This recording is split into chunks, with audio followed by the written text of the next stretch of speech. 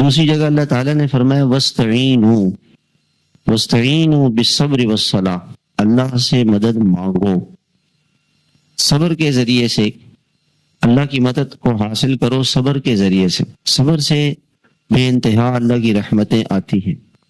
بظاہر تو لگتا ہے کہ انسان تکلیف میں ہے، بلا میں ہے، مصیبت میں ہے، لیکن اگر وہ یہ صبر کر لے تو یہ صبر اللہ کی طرف سے بہت بڑی عطا ہے۔ بخاری شریف کی حدیث ہے، آپ صلی اللہ علیہ وسلم کا مبارک ارشاد ہے، سب سے بہترین عطا اور سب سے زیادہ اچھی چیز جو اللہ کی طرف سے کسی کو ملے گی وہ صبر ہے۔ مشقت آ جائے، تکلیف آ جائے، اس پر صبر کرے۔ یہ صبر جو ہے یہ بہت بڑا عمل ہے، بہت بڑا عمل ہے، بہت بڑا عمل۔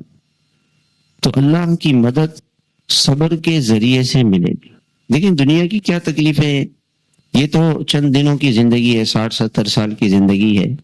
جب انسان اس دنیا سے چلا جاتا ہے اللہ کے پاس، قیامت کا دن ہوگا، تو حدیث پاک کے اندر آتا ہے کہ سب سے بڑا انعام اور سب سے زیادہ اللہ کی رحمتیں، برکتیں اس شخص کو ملیں گی جو دنیا میں صبر کرنے